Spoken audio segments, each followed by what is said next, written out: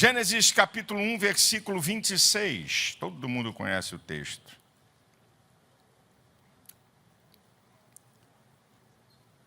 E disse Deus: façamos o homem à nossa imagem, conforme a nossa semelhança, domine sobre os peixes do mar, sobre as aves do céu, sobre o gado, sobre toda a terra e sobre todo réptil que se move sobre a terra. Eu vou dar uma palavra para vocês aqui sobre por que todo ser humano foi chamado para liderar. Por quê? Porque todo ser humano foi chamado para liderar. Essa palavra líder, pode pesquisar no Google, tá? Não tem nenhuma ciência, nenhuma profundidade, não. Essa palavra, ela vem da língua Vinque, da ideia de um capitão de um navio. Essa é a origem da palavra. Alguém que conduz, que indica o caminho. Esse é o significado da palavra líder. Quando a Bíblia fala, eu sei que vocês já sabem disso, eu só vou lembrar coisas aqui. Eu não vou pregar coisa que você nunca ouviu. Eu vou lembrar de coisas que você já ouviu. Essa é a minha proposta aqui. É consolidar pedagogicamente o que você já sabe. Quando Deus fez o homem, façamos o homem à nossa imagem e semelhança, é utilizado o nome de Deus Elohim 2.600 vezes, você encontra no Antigo Testamento. É um substantivo na forma plural que indica pluralidade de pessoas. Deus, um ser pessoal, fez seres pessoais. E ser pessoa é ter inteligência, vontade, sentimentos, capacidade de escolha, poder de decidir e de agir. Na verdade, Deus é uma unidade de personalidade. Deus conta número e essência uno, conta personalidade é trino. Deus é uma unidade de personalidade. O homem é uma unidade psicossomática. Espírito, alma e corpo. Não é? Esse é o homem. Esse é o ser humano. Agora, olha que coisa interessante.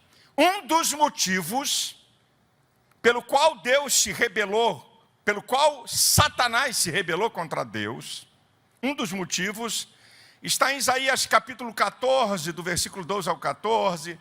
Subirei até as mais altas nuvens e serei semelhante ao Altíssimo. O desejo de semelhança, porque Satanás, o querubim ungido, o anjo de luz, ele não foi criado à semelhança de Deus, ele foi criado com um propósito específico, que está em Ezequiel capítulo 28. No dia que eu te criei, eu te estabeleci como querubim protetor. Então, ele foi criado com um objetivo específico. E ele desejou aquilo que nós somos. Só para o ser humano. Nem para o arcanjo Miguel, nem para o querubim ungido, nem para nenhuma hoste de anjos celestiais. Somente para o ser humano. Façamos o homem à nossa imagem e semelhança. Somente para você. A capacidade de decidir, de escolher, de ter inteligência, de ter vontade, de ter sentimentos. E uma das provas dessa capacidade do ser humano é que, você já ouviu isso umas 200 vezes no mínimo, é que Deus tira o povo do Egito. Tirar o povo do Egito, soberania de Deus. Seu poder acabou, mandou praga, o pau cantou em cima de Faraó e da turma dele. Então, soberania de Deus. Tirar o Egito do povo, nem Deus. Por quê? Uma questão de mentalidade. Deus respeita as leis e os princípios que ele estabeleceu. Ele fez um ser com livre-arbítrio, com capacidade de inteligência, de domínio, de escolha, de decisão. Então, tirar o povo do Egito, moleza para Jeová. Tirar o Egito do povo, nem Deus. Porque se você pegar o livro de Êxodo, você vai ver Israel, depois que sai do Egito, o tempo todo está falando no miserento do Egito. Por que não tirou aqui? Não tinha sepulcro lá, não? Fala para Moisés, né? Está faltando água. Por que não estamos no Egito? Vamos morrer de sede. Vamos morrer de fome. As panelas. Então, eles incorporaram na mente que tem o poder de decidir as nossas ações, a mentalidade deles de escravo, pensando sempre no Egito e nunca em Canaã, diferente de Josué e Calebe. Então 10 camaradas conseguiram desvirtuar, não, confirmar a mentalidade deles. Confirmar a mentalidade deles. Lá tem gigante, não vai ser fácil, é difícil. Vamos voltar, bababá. Decisão deles. Pelo poder do livre-arbítrio que eles possuíam. Pelo poder e essa capacidade de semelhança de Deus, de ter o poder de escolha e de tomar decisões. Porque Deus respeita as leis que Ele criou e Deus, então, não determinou que todo aquele povo entrasse em Canaã. E você já sabe da história, 600 mil homens de pé, mais mulheres, crianças, quase 2 milhões que foram prostrados no deserto. Porque escolha, decisão de vontade. Agora, preste atenção a isso aqui. Qual a razão da nossa existência? Por que fomos criados? Qual o objetivo desejado? Vamos voltar para Gênesis 1, 26. Façamos o homem a nossa imagem e semelhança. Ele fez um ser com sua semelhança. Ele fez um ser para dominar sobre todas as coisas, mas não fez um ser humano para dominar outro ser humano. Por isso que toda tentativa de oprimir o espírito humano não dá certo. É por isso que o comunismo não deu certo. É por isso que nenhuma ditadura vai dar certa. Porque toda tentativa de oprimir o espírito humano não dá certo. Porque Deus não fez o homem para dominar outro homem. Deus fez o homem para dominar todas as coisas, mas não para dominar o ser humano. Então vai dar com burros na água. Vai quebrar a cara. Então Deus fez o homem com o objetivo de ser imagem e semelhança. Deus fez o homem para dominar sobre todas as coisas. Deus fez o homem para encher e se multiplicar sobre a terra. Deus fez o homem, Gênesis capítulo 2, versículo 15, para cuidar e ser produtivo. Deus fez o homem para reconhecer a autoridade de Deus, está em Gênesis 2, 16 e 17. Né? Olha, você pode comer de tudo, na época da perfeição, onde não havia pecado, mas o dia que você comer da árvore da ciência, do bem e do mal, você vai morrer. Deus estabelece uma regra para o homem entender sobre autoridade e obediência. Aqui estão propósitos de Deus para o homem, porque Deus fez o homem. E aí eu aprendo uma coisa: nenhum produto é feito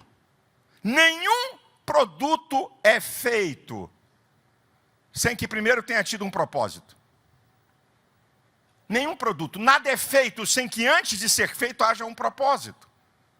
Por isso que você não é obra do acaso. Há um propósito pelo qual Deus te criou. O começo é a evidência que o propósito está pronto, porque você nasceu. Então, existe um propósito de Deus para a sua vida.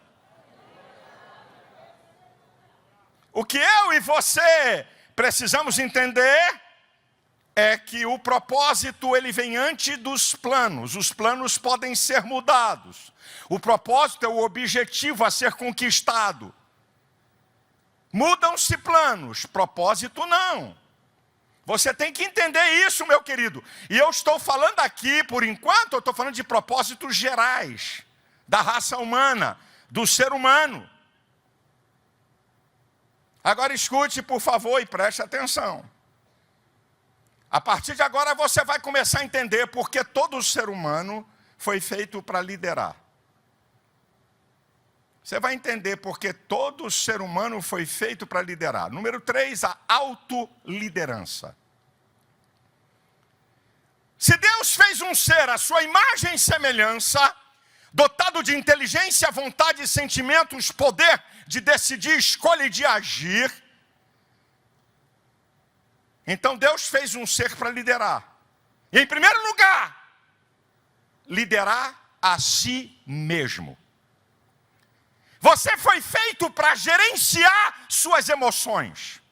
Você foi feito para gerenciar sua vontade, seus sentimentos, suas escolhas e suas decisões. Você foi feito por isso. Pare para pensar, meu irmão, e você pensa que isso é alguma coisa fácil? Porque quando eu estou declarando que todo ser humano foi feito para liderar, a liderança começa na autoliderança. Por quê? Você já parou para entender a complexidade do ser humano? A estrutura mais complexa do universo é o ser humano. Só nessa tua cachola chamada o cérebro, tem 86 bilhões de neurônios, cada um entre 10 mil a 100 mil ramificações interligadas. Olha que coisa de doido. No cérebro humano tem no mínimo 1 quadrilhão de ligações. Você sabia que se os cientistas conseguissem aumentar em 1 quilômetro o diâmetro de qualquer célula, você tem bilhões e bilhões e bilhões. Só na cabeça tem pelo menos 86, mais ou menos 86. Se os cientistas conseguissem aumentar em 1 quilômetro o diâmetro de uma célula, jogaria por terra todo o conhecimento que se tem do ser humano até hoje. Ia tudo para o espaço, porque o ser humano entende muito pouco de ser humano. Para você ter uma ideia, só o código genético de uma ameba, aqui não tem ameba. Alguém apelida o cara de ameba, mas aqui não tem ameba. Ameba.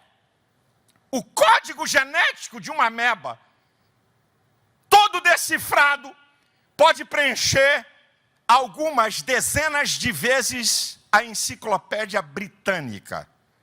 Imagina o código genético de um ser humano. Você e eu, nós como semelhança de Deus, exclusivo nesse propósito da criação, você primeiro tem que aprender a gerenciar a sua vida antes de você gerenciar qualquer coisa ou qualquer pessoa.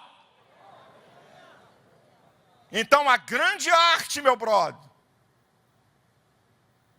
e que não é fácil, é a autoliderança. A autoliderança vai influenciar suas ações em todas as áreas da vida material, da vida emocional e da vida espiritual. Vai influenciar em todas essas áreas. A autoliderança não tem a ver com classe social ou grau de intelectualidade. Escuta essa aqui. Existem analfabetos que sabem gerenciar a sua vida melhor do que doutores. Existem analfabetos que sabem criar filhos, têm sabedoria da vida, e doutor não sabe porcaria nenhuma. A autoliderança não depende do seu nível intelectual ou do seu grau social. Depende de como você gerencia você mesmo. Isso aqui não é brincadeira. Se você não liderar a você mesmo, você jamais vai liderar outros com eficácia. E esse é um grande problema. Pessoas querem liderar outras e não lideram nem a si mesmo. Quando a Bíblia fala em Gênesis 1:26, como propósito da criação, domine.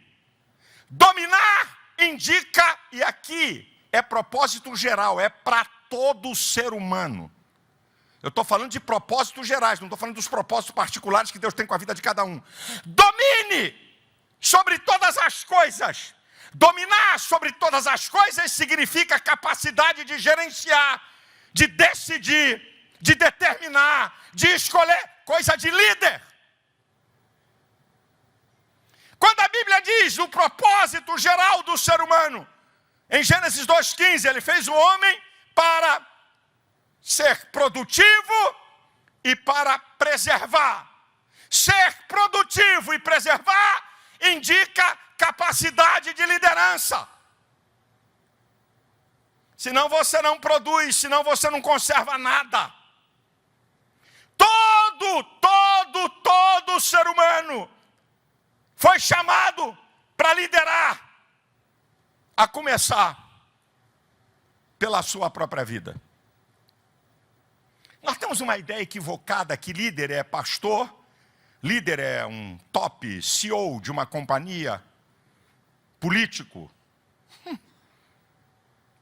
Não estou falando de grau intelectual nem de nível social. Todo ser humano foi feito para liderar. Dá para dizer para a direita e para a esquerda aí, você foi feito para liderar.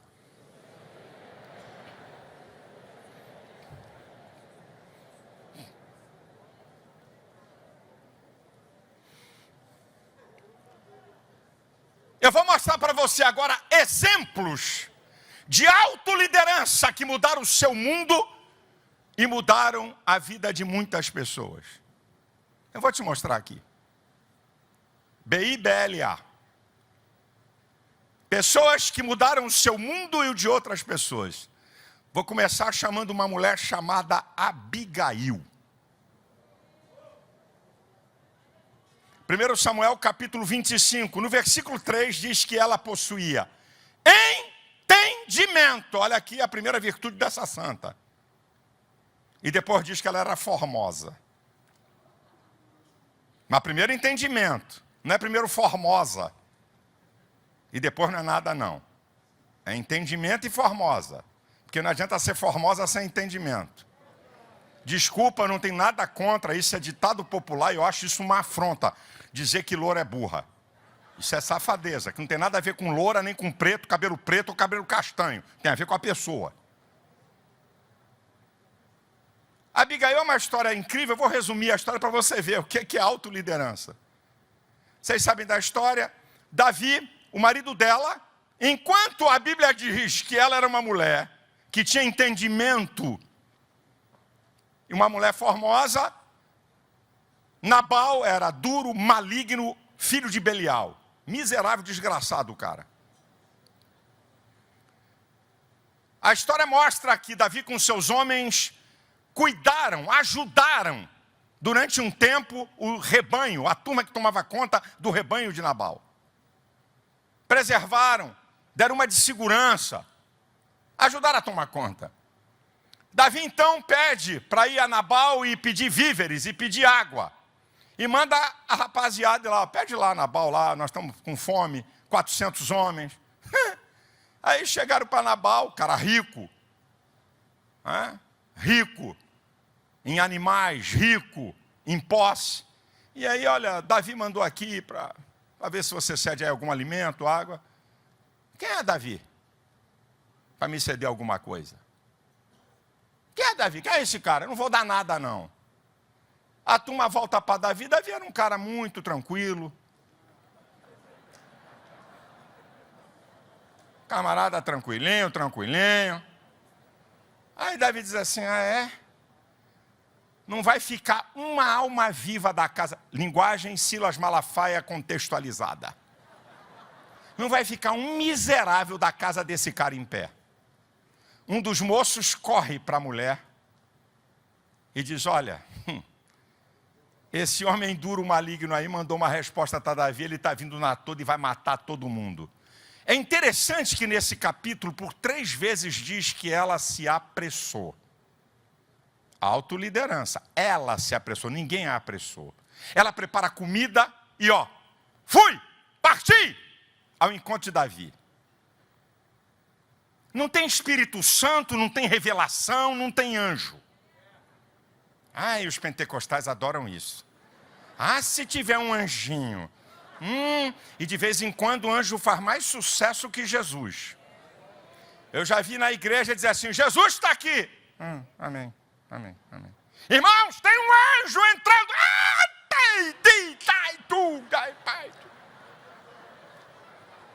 O anjo faz mais sucesso que Jesus, mas deixa outro assunto.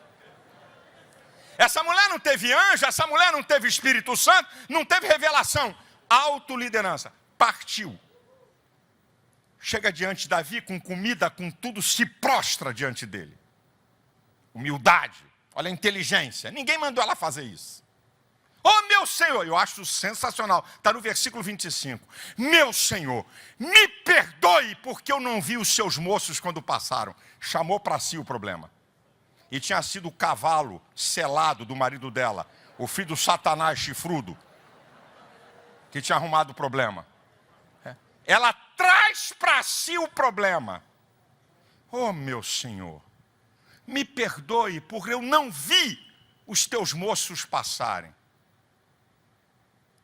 E aí tem o desenrolar de toda a história, a humildade, o que ela fala quem é Davi, bota Davi lá em cima e larga o aço. É maligno mesmo, é do capeta, eu sei, eu convivo com ele, é do Satanás mesmo. Não mentiu? Agora, o lindo é isso aqui, lá na altura do versículo 32. Bendito seja o Senhor que me enviou. Bendito seja o teu conselho. Abigail liderou Davi.